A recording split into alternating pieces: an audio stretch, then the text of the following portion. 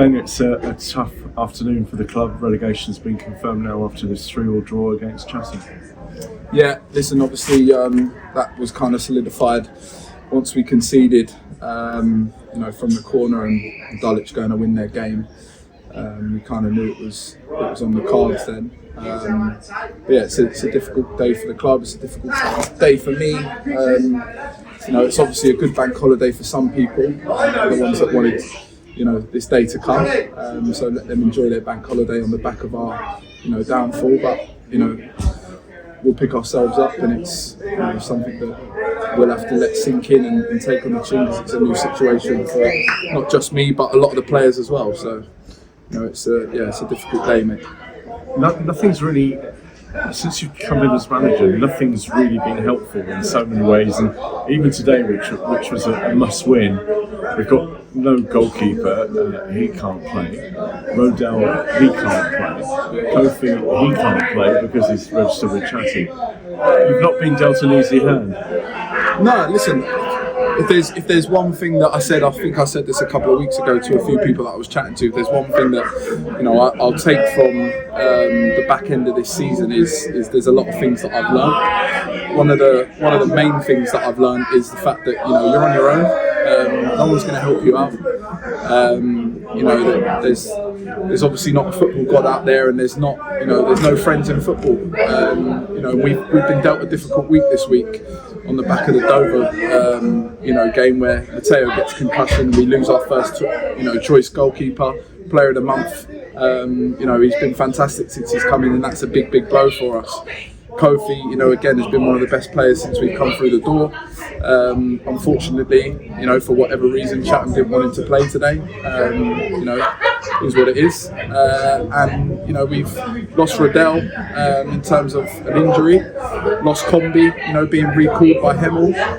So we haven't had a good week in terms of the bodies that we've got in the change room, and we haven't really been helped anywhere else. But that's one thing that I've learned, that kind of look after your own house, because everybody else does. It was a strange game, because I thought we played really well. We took the lead, but defensively again, it's been our undoing for months. Yeah, I mean, listen, one of the goals from them is obviously a great free kick. That we could do a lot better with, without conceding. I think when you score the 3-2, everyone's kind of thinking, here we are. When it's not going to happen today. 2 minutes later, they go down the other end, and a lapse in concentration from us to not defend the set pieces, are undoing, unfortunately. And that's, if you go off the back of the results of recent in the last couple of months, you probably look at the goals that we've conceded. How many times have teams had to really work hard to score against us? There's been a lot of lapses in concentration from us. In key areas and at key moments, which is not something that we pride ourselves on, and unfortunately it's been our undoing today, and it's just a bit of a kick in the teeth for it to come from a set play, but that's football.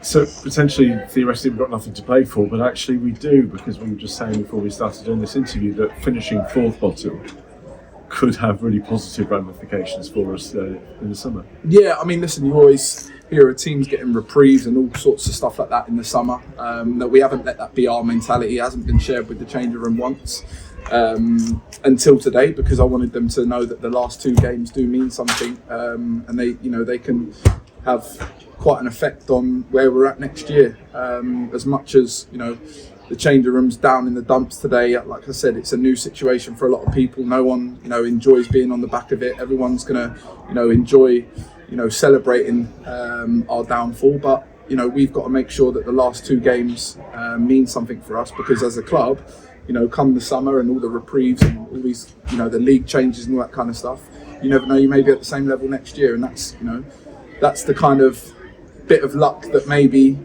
we haven't been dealt with yet, so we can only see. But that comes down to the last 2 games. We need to pick up points in those 2 games.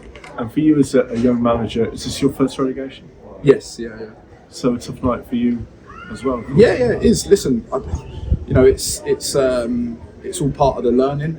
It's all part of the experience. It's all part of the job. Unfortunately, it's when you're in this job, You're not allowed to say anything. Everybody can curse you behind the doors, and everybody can write things on social media and in match reports. And you know, at the end of the day, you're a human being, so of course it's going to hurt. You know, like I said, the only reason I came to Hendon is because it's a club that means a lot to me. So on the back of that, it's going to hurt even more. But you know, it's if you're stepping into a role like this and doing a job like this, you've got to expect, you know, some kind of ups and some kind of downs, and this is a big down for me. You know, the last time I was involved in a relegation scrap was, you know, at Hendon. We stayed up on the last day. Our last relegation scrap, we managed to get out of it comfortably with Northwood. Unfortunately, I haven't, you know, pulled the strings this time round, but you know, it's what it is, and it's, you know, something that we've got to pick ourselves up from. And like I said to you in the last question, it's something that the job and the situation that I've, you know, found myself in of recent is something that will stick with me forever, because I've learned a hell of a lot. You know, a hell of a lot more than I ever have. In these last few months, I've learnt more than I have in 4 years of being a manager. So it can only do a positive, and I can learn from, you know, what we've been through.